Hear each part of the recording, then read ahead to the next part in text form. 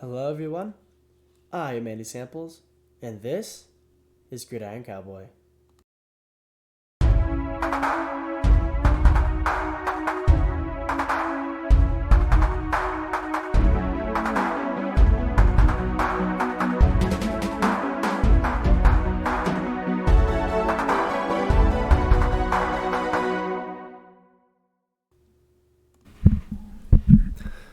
Well, hello, everybody. How are we doing today?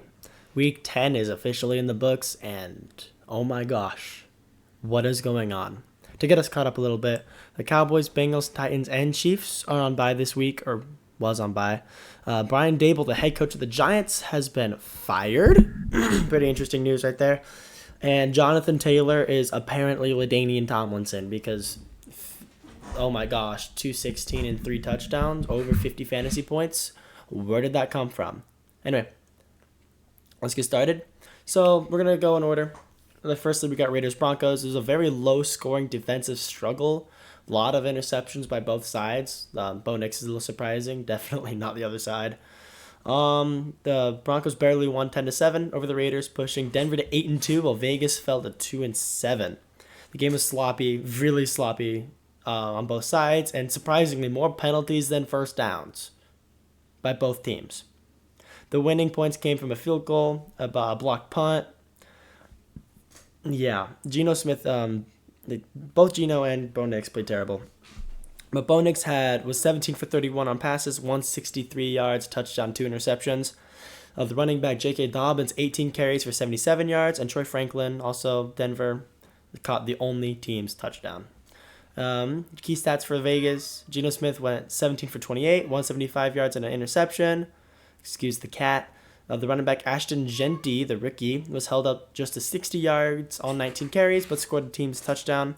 The defensive back Blue Kelly had 2 interceptions, so caught Bo Nix twice. Pretty interesting game. Moving on, we have Falcons Colts. Oh my gosh. This was actually the Berlin game. The Colts earned a thrilling 31-25 overtime victory against the Falcons, improving their record to 8-2, dropping Atlanta to 3-6. Jonathan Taylor had a career high 244 and 3, 444 rushing yards, 3 touchdowns, and an 83-yard touchdown run, and an 8-yard game winner in overtime. This was honestly insane. I don't know how LaDainian Tomlinson is just back, but he is. But yeah, Colts won 31-25. Pretty good game all around. The Saints-Panthers.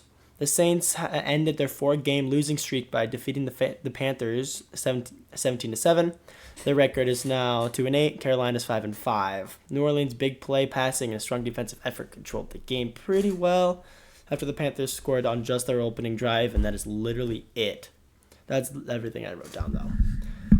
Never mind, it's not. Tyler Shuck, the quarterback for the New Orleans Saints, went 11 for 18, 194 yards, and a 62-yard touchdown to Chris Olave. And then the defensive end, the veteran Cameron Jordan, recorded his 125th career sack. Pretty cool. Panthers key stats: the Derek Brown, the defensive tackle, had a season-high 9 tackles. Linebacker Nick Scorton and linebacker Trevon Wallace both recorded a sack as well. So Tyler Shuck was all over the place. Moving on, the Giants-Bears. The Bears secured a tight 24-20 victory over the Giants, advancing their record to 6-3 and setting the Giants to 2-8.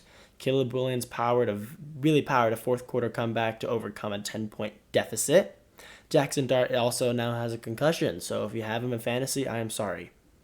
Caleb Williams went for 20 for 36 and 220 yards and a touchdown, rushed for 63 yards and a 17-yard game-winning touchdown with 1:47 remaining. Romeo Dunze had 6 receptions for 86 yards and a touchdown. The defensive back C.J. Gardner-Johnson, he's been in the news recently. He flames out a lot on Eagles and Lions. He recorded 2 sacks and a forced fumble, so I think he found his home. On the Giants side of the ball, Jackson Dart went 19 for 29, so a pretty good completion rate, 242 yards and 16 yards, 2 touchdowns, before, of course, leaving the game with a concussion. I'm so sorry, fantasy owners. Jaguars-Texans. This is a very high-scoring divisional shootout. the Texans somehow, even without C.J. Stroud, made a 19-point second half deficit to win the game, 36-29 against the Jaguars. The win that put Houston at 4-5 and dropped Jacksonville to 5-4. Davis Mills, the backup behind CJ, went 27 for 45, so definitely not the best completion rate. 292 yards, 2 touchdowns, and an interception. Overall, really good numbers, except for that one pick. And he sealed the game with a 14-yard QB scramble that went in for a touchdown with 31 seconds left. The defensive tackle, Shelton Jenkins. He returned a fumble 32 yards for a touchdown on the final play of the game. Really just nailed it into the coffin there. The Jags' key stats, Trevor Lawrence went for 13 for 23, 158, 1 touchdown, 1 interception. Parker Washington recorded 2 scores, including a 73-yard punt return to the house. Running back Travis Etienne Jr. had 16 carries for 58 yards and a touchdown. I kind of have a hot take here. I think Trevor Lawrence is not going to be the future for Jacksonville. I think they got to trade him now while he's still pretty good. He's young, but I don't think he's going to be the answer. He's not really progressing at the rate you'd want him to be, even though Caleb Williams is progressing really well. But I don't think Trevor Lawrence is going to be the answer. Same with CJ Stroud. I like him a lot, but I don't know if he's going to be the answer for Houston either. All right, moving up with Bills-Dolphins. I don't know how this game happened. I genuinely am confused. But the Dolphins pulled off a huge upset win, blowing out the Bills 30-13. To end the 7-game losing streak against the Bills specifically. They haven't beat them in 7 games. 7 games that they last matched up against each other. Miami's defense just was wrecking the Bills' offense, that top MVP, just barely MVP Josh Allen, forcing him to go scoreless through the first 3 quarters. Tua threw for 173 and 2 touchdowns. Devon Achane 2 rushing touchdowns. Pretty good all around. Tua was actually accurate for once. Took him long enough. Josh Allen threw an interception and lost a fumble. That contributed to the team's 3 total turnovers. The third one was James Cook, also fumbling the ball. Good job. I don't know what's going on. The Bills are all this hype. The Super Bowl, hopefully. They'll beat the Chiefs. I'm not worried. It's the Colts I'm worried about. Well, Colts, Patriots. That's what I'm worried about mostly. I don't know. I don't know how that happened, but apparently it did. Ravens, Vikings. This is Lamar Jackson's first game back from injury. Ravens defeated the Vikings 27-19, improving their record to 4-5 and keeping the Vikings also at 4-5. The Ravens relied on the defense and had really good clock control to neutralize the Vikings offense, who committed a grand total of 13 penalties.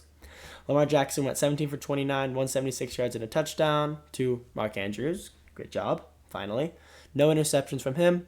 Derrick Henry had a mediocre 20 carries for 75 yards. Definitely not what I wanted.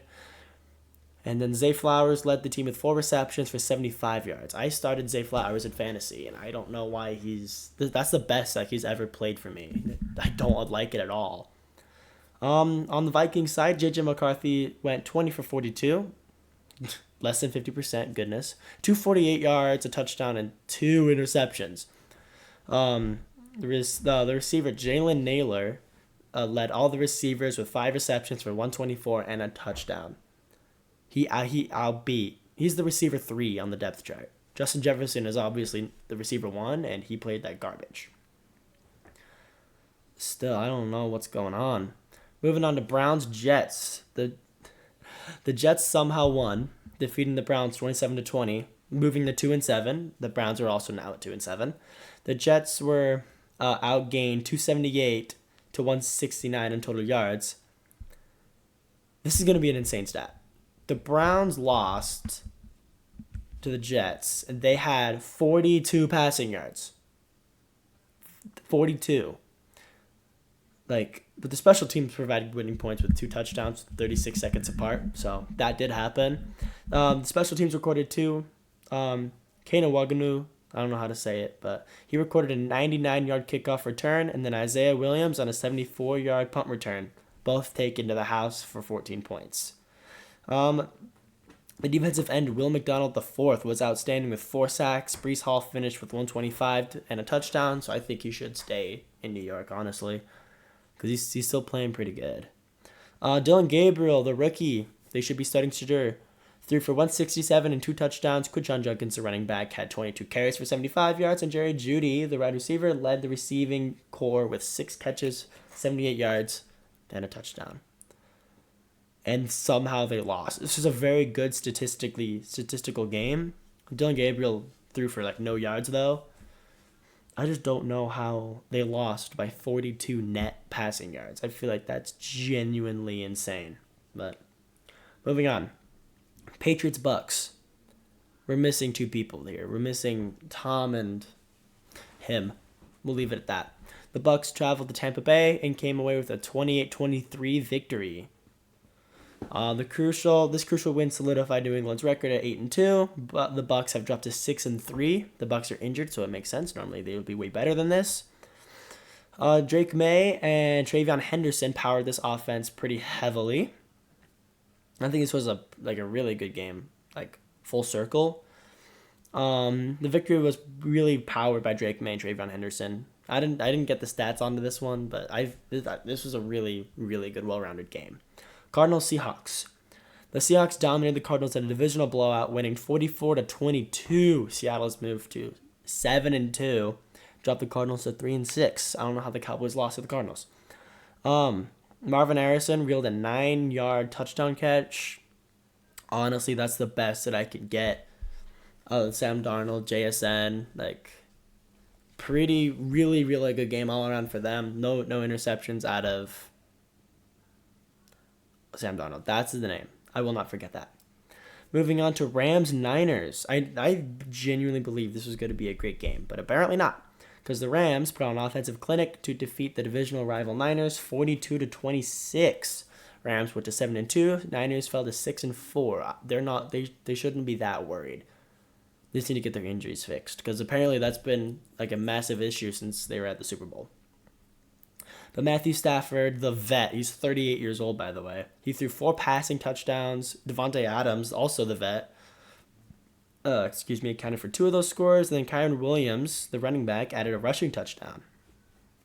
This was really good. Matt Stafford, this is MVP play out of him. I don't know where it's coming from, but it's looking amazing so far. Lions Commanders. Lions had a massive offensive showing on the road, steamrolling the Commanders 44-22, so same score as the Cardinals Seahawks game. Detroit improved their record to 6-3. Washington drops to 3-7. All right, the last game we have is Steelers-Chargers. Chargers won the Sunday Night Football matchup, defeating the Steelers 25-10. This really convincing home win gave the Chargers a 7-3 record. Steelers have fallen to 5-4. That's going to be pretty rough. That's a loss with a major AFC wildcard contender, so now I'm starting to think if the Steelers are actually going to make the playoffs. They make some big free agency moves, but that's all I got. Thank you guys so much for tuning in this week. I will see you guys next week when the Dallas Cowboys play the broken Raiders. Based on what I just saw this week, I'm not at all worried. I hope it's going to be a massive blowout win, and I am starting a lot of Dallas Cowboy players on fantasy, including Brandon Aubrey, so I really hope this is going to turn out pretty good. But again, thank you guys so much. I'm Manny Samples, and this was Gridiron Cowboy.